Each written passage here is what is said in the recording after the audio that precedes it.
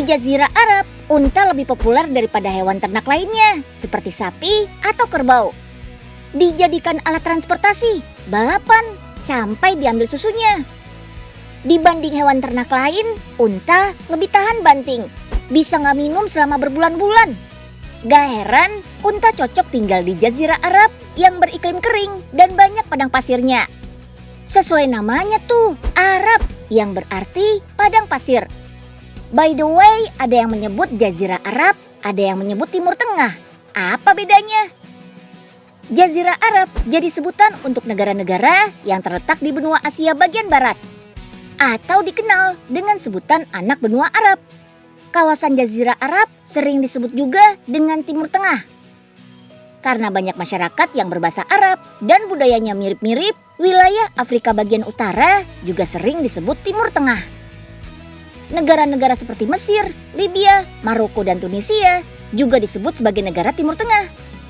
Bahasa dan budayanya mirip, wilayahnya juga mirip. Sebagian besar terdiri dari padang pasir dari gurun Sahara. Istilah Timur Tengah atau Middle East mulai populer setelah Perang Dunia Kedua. Meski wilayah Timur Tengah banyak padang pasirnya, bukan berarti nggak subur loh. Buah-buahan berkualitas, wisata sejarah, sampai produk untuk kecantikan, semua ada di Timur Tengah. Gak percaya? Makanya jangan kemana-mana ya. Selamat datang di Medina of Tunis, situs warisan UNESCO di pusat ibu kota Tunisia. Bangunan-bangunan di Medina of Tunis masih digunakan sebagai tempat tinggal, penginapan, restoran, dan monumen. Di sekeliling kota suci ini ada Sok Medin atau Pasar Medina. Pasar yang dibangun pada abad ke-8 ini dibangun mengelilingi masjid untuk meningkatkan produktivitas masyarakat. Bisa tetap belanja, tapi nggak lupa ibadah. Lorong-lorong pasarnya mirip kayak labirin. Wah, hati-hati nyasar nih.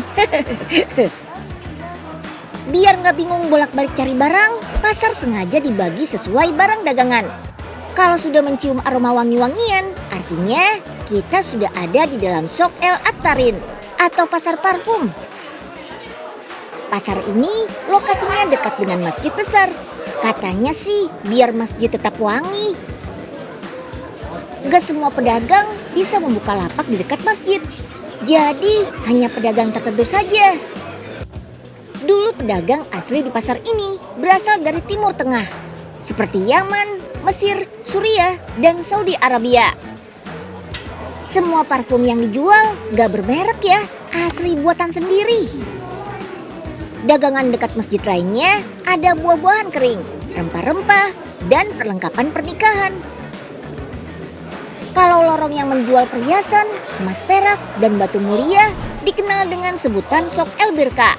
Dulunya kawasan ini adalah tempat perdagangan berlian.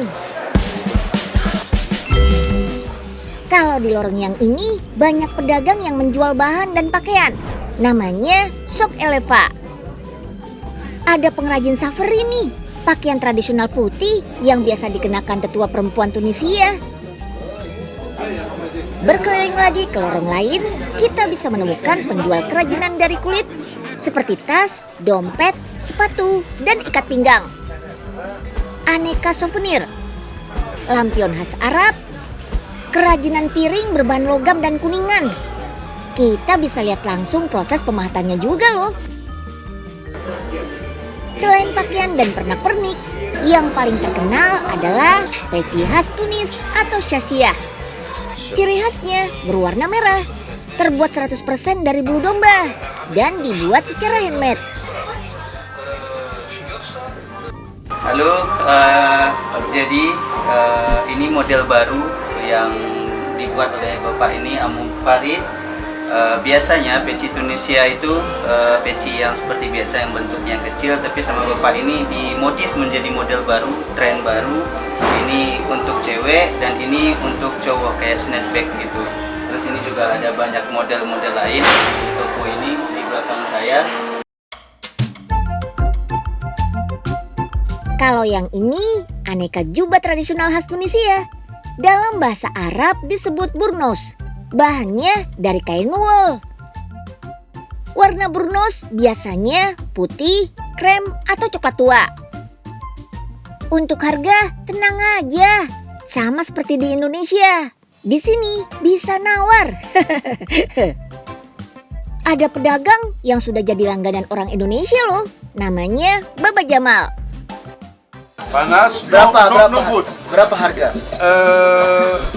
55 55 dinar. 55 dinar. 55 dinar sekitar 55 dinar. 270.000. Wala.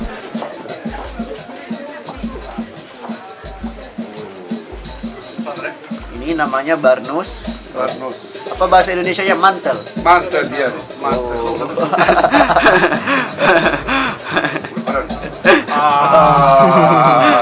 Berapa harga? Panas. Oh, ya, Berapa harga panas. ini? 66. 66 dinar 66 sekitar dinar. 350 dinar. Nah, Harga murah berapa? Harga murah. 60. 60. Iya, 60. Tidak bisa 50. 60. Oh, 60 dinar ya, sekitar Nah, 300 spesial. ribu rupiah. 60. Shop Medina ini nggak pernah sepi pengunjung. Soalnya buka setiap hari, kecuali hari Minggu. Wisatawan yang datang bahkan dari berbagai lintas negara. Dari Prancis, Jerman, Cina, Italia, dan lainnya.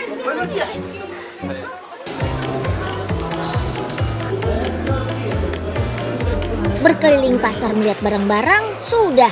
Saatnya berburu kuliner khas Tunisia. Yippee! Di lorong ini semuanya khusus menjual aneka kue. Di pasar ini ada kue manis tradisional yang disebut makrut. Kue yang berbentuk seperti berlian ini sangat terkenal di kawasan Afrika Utara. Selain Tunisia, kue ini bisa kita temukan di negara lain seperti Maroko, Libya, dan Malta. Berbeda dari kue tradisional khas Indonesia yang kebanyakan memiliki tekstur kenyal, makruts adalah jenis kue kering. Dari luar memang terlihat kenyal, mirip seperti dodol. Adonannya terbuat dari semolina, tepung, dan minyak zaitun. Di bagian dalamnya bukan coklat, tapi selai kurma. Dimatangkan dengan cara digoreng atau dipanggang pakai oven sampai berwarna coklat keemasan. Setelah matang, makrut direndam pakai air gula. Makanya terlihat lengket dan nempel. Kue kering ini dijual per kilo. Jadi gak bisa beli satuan ya.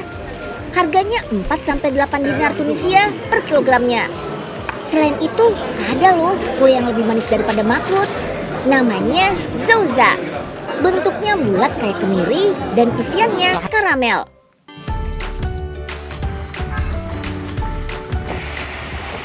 Meski dikenal dengan pasarnya, Medina of Tunis sebetulnya berisi banyak bangunan bersejarah. Ada sekitar 700 monumen. Ada istana, masjid, makam, air mancur, dan madrasah. Pusat kota ini dikelilingi oleh masjid. Salah satu yang jadi pusat dari Medina adalah Masjid Besar Zaitunah, masjid tertua di ibu kota Tunisia. Berkeliling Medina banyak sekali pintu masuknya. Saat masuk lewat jalan ini, kita bisa melihat Kasbah. Benteng tertua di Medina ini memiliki dinding pemisah di sekeliling Kasbah, jadi kelihatannya terpisah dengan Medina. Selain untuk belanja dan kulineran, kota tua ini banyak dikunjungi karena memiliki cerita sejarah, terutama tentang Islam.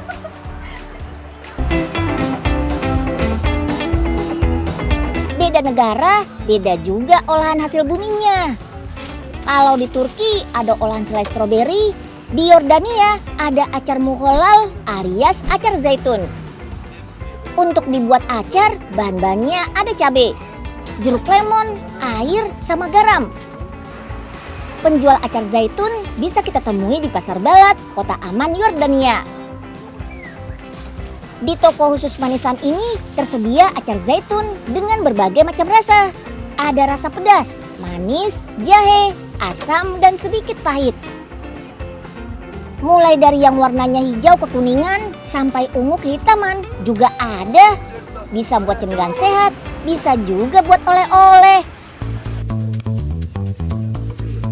Kalau cari oleh-oleh berupa souvenir, ada sand bottle painting atau lukisan pasir dalam botol. Sand bottle ini jadi souvenir khas Petra nih. Itu loh bangunan bersejarah yang dipahat di Gunung Batu. Sesuai namanya Petra yang berarti batu. Untuk memasuki kawasan Petra, biaya tiket yang harus dibayar adalah 50 dinar Yordania atau sekitar 1 juta rupiah. Memang agak mahal, tapi dijamin kita bisa menikmati keindahan bangunan kuno yang menjadi salah satu situs bersejarah UNESCO. Selain berjalan kaki, turis yang berkunjung ke Petra juga bisa menggunakan kuda maupun kereta kuda. Biar sehat dan irit, jalan kaki aja ya. Untuk menuju kota tua Petra, kita harus melewati jalanan di antara tebing batu yang disebut desik. Jalanan di antara tebing batu setinggi 80 meter ini merupakan satu-satunya akses menuju ke Petra. Di sisi bangunan utama Petra yang disebut dengan nama Al-Kasna atau The Treasury. Bangunan di tebing batu setinggi 40 meter ini terdiri dari 2 lantai. Sejak ditemukan oleh peneliti Swiss pada tahun 1821, Petra menarik banyak wisatawan untuk melihat keajaiban dunia ini. Setiap tahun, Petra dikunjungi ratusan ribu turis dari berbagai belahan dunia. Bagi kerajaan Yordania, Petra menjadi salah satu sumber pendapatan penting. Bagi masyarakat sekitar pun, Petra juga menjadi sumber nafkah dari menyewakan kuda hingga menjual pernak-pernik khas Petra. Misalnya desain botol ini.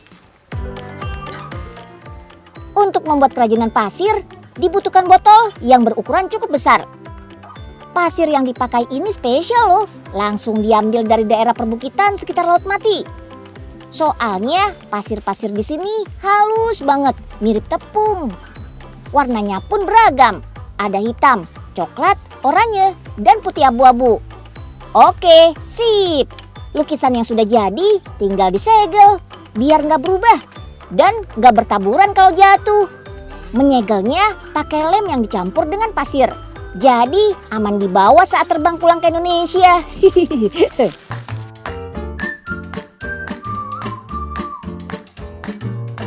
Pasir Laut Mati sudah dikenal di seluruh dunia. Bukan cuma buat kerajinan, tapi buat perawatan kulit. Lumpur Laut Mati yang dioles ke seluruh badan dan muka bisa melancarkan sirkulasi darah dan memperbaiki sel-sel kulit. Di Laut Mati kita bisa berenang tanpa takut tenggelam loh. Sebagai titik terendah di bumi, air yang terapung di Laut Mati tidak bisa mengalir kemanapun. Apalagi Laut Mati dikelilingi oleh daratan yang membuat air menguap karena panas matahari dan meninggalkan kandungan garam. Gak heran, di sini kandungan garamnya sangat tinggi, bisa sampai 32%. Jadi benda apapun akan mengapung di Laut Mati. Meski namanya laut, aslinya ini adalah danau ya. Laut Mati atau Dead Sea ini terletak di 3 negara, yaitu Yordania, Palestina, dan Israel. Meski seru, berenang di Laut Mati harus hati-hati ya. Kadar garam yang tinggi bisa bikin pedih dan iritasi kalau kena kulit atau mata. Membalur tubuh dengan lumpur jadi salah satu agenda wajib turis yang datang ke Laut Mati. Katanya lumpur Laut Mati menjadi salah satu rahasia kecantikan Ratu Cleopatra dari Mesir. Makanya lumpur Laut Mati ini sering diolah jadi kosmetik loh. Lumpur Laut Mati yang diolah jadi skincare harus diproses dulu sama perusahaan ekstraksi lumpur dan garam Laut Mati. Baru deh dikirim ke perusahaan kosmetik. Lumpur bercampur air digiling selama 10 jam agar lumpur semakin lembut. Disaring sampai bersih dan terpisah dari kotoran atau batu, lalu dipadatkan.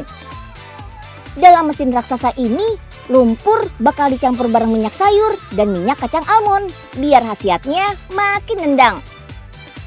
Selain lumpurnya, garam dari Laut Mati juga bisa diolah jadi skincare. Dibuat jadi garam mandi. Garam yang sudah diwarnai dan wangi lanjut diayak untuk menyeragamkan ukuran butirannya. Kalau sudah, tinggal dikemas aja deh.